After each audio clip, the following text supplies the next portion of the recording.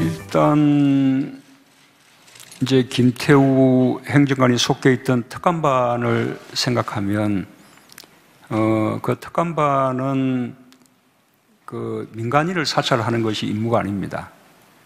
하위공직자도 관심이 없고요. 가장 출발은 대통령, 그다음 대통령 주변 특수관계자, 그리고 이제 고위공직자들의 권력형 그 비리를 감시하는 거죠.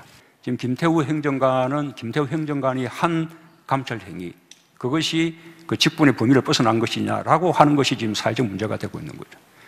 예, 그 부분은 지금 이미 이제 수사 대상이 되고 있기 때문에 그렇게 이제 가려지리라고 믿습니다.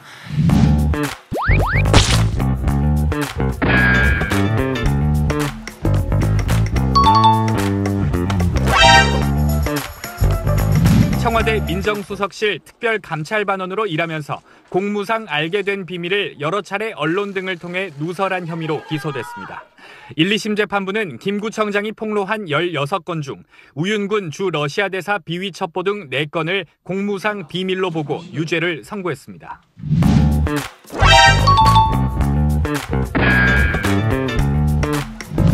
이곳의 구청장 재보궐선거가 치러지는 이유는 김태우 전 구청장이 유죄 선고를 받아 구청장직을 상실했기 때문입니다.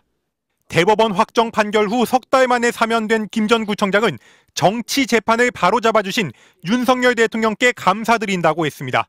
그러면서 당석으로 돌아가겠다고 밝혀 사실상 보궐선거 출마의 뜻을 밝혔습니다. 당초 국민의힘은 보궐선거의 원인을 제공한 만큼 이번 보궐선거에 아예 후보를 내지 않아야 한다는 목소리가 높았습니다. 당 지도부는 공식적으로는 신중한 입장이지만 일각에선 김태우 본인을 다시 공천하자는 목소리가 나왔습니다. 특별 사면을 제가한 윤석열 대통령의 최측근으로 꼽히는 권영세 의원의 말이기에 무게감이 다릅니다. 뭐 여러 명 후보랑 비교해가지고 같은 조건에서 저는 같은 조건에서 만약에 경쟁력이 김태우 후보가 제일 낫다 그러면 저는 뭐 다시 낼 수도 있다고 생각을 합니다. 살다 이런 경우 처음 봅니다. 김태우 전 구청장, 국힘당이죠. 국힘당 김태우 전 구청장이 3개월 전에 대법원에서 공무상 기밀 누설죄로 유죄 판결을 받았습니다. 그래서 구청장을 그만두게 되었습니다. 그런데 윤석열 정권의 법무부가 사면 심사를 하면서 이 사람을 사면 대상에 넣겠다고 한답니다. 살다 이런 경우 처음 봅니다.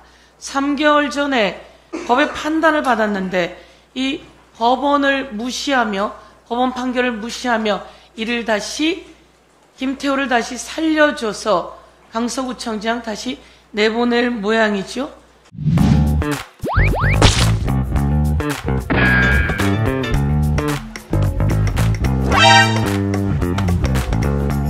이 청와대 특감반 비리 의혹 뭐 공익 제보자자 어쩌고 저쩌고 얘기를 하는데요. 처음부터 1심 판결에서부터 공익 제보자 아니라고 재판부에서 얘기를 했어요. 그럼에도 불구하고 재판부에서 올 5월 달에 대법원에서 확정을 했는데 야, 대법원이고 뭐고 다 필요 없고 니들이 뭘 알아.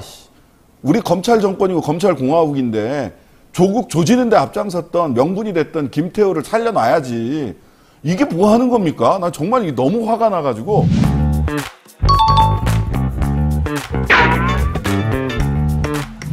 고 최수근 상병 순직 사건을 조사한 해병대 수사단이 민간 경찰로 자료를 이첩한 건 지난 2일.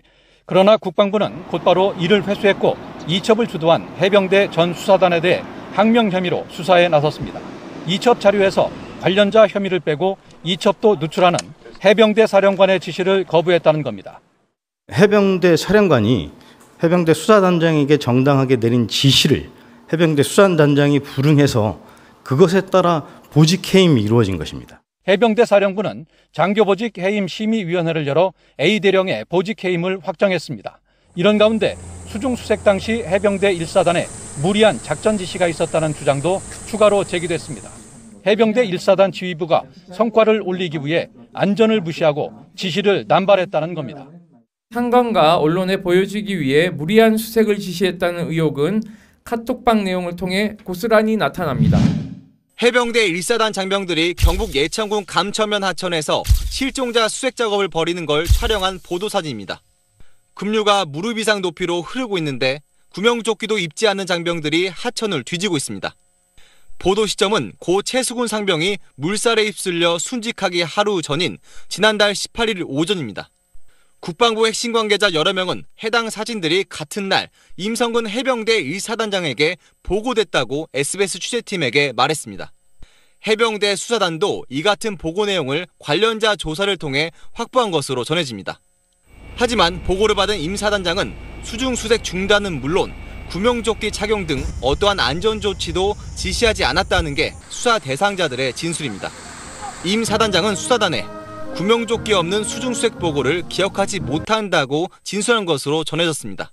해병대 수사단은 당시 임 사단장이 현장의 위험성을 잘 알면서도 수색 강화를 지시했기 때문에 경찰 이첩 수사 기록에 과실치사 혐의를 적용한 것으로 알려졌습니다.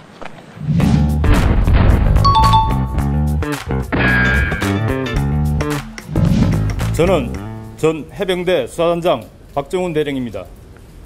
먼저 고 최수근 상병의 명복을 빕니다. 그런데 알 수 없는 이유로 국방부 법무관리관으로부터 수차례 수사 외압과 부당한 지시를 받았고 저는 단호히 거절하였습니다. 죄명을 빼라, 혐의 사실을 빼라, 혐의자를 빼라 등 이런 얘기를 하길래 제가 분명히 얘기했습니다. 법무관리관님, 지금 하시는 말씀 저는 외압으로 느낀다. 그리고 제3자가 이러한 얘기를 들으면 뭐라 생각할 것 같으냐. 이런 얘기는 굉장히 위험하다. 조심해서 발언해 줬으면 좋겠다라고 직접 통화했습니다. 필성!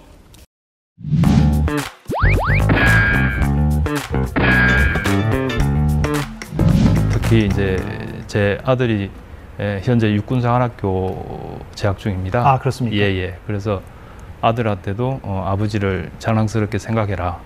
아버지는 전혀 부끄럽게 한 행동을 한 적이 없다. 이렇게 얘기했습니다. 그래서 이것은 저로서는 모든 걸 걸고라도 받아들일 수 없는 그런 혐의입니다.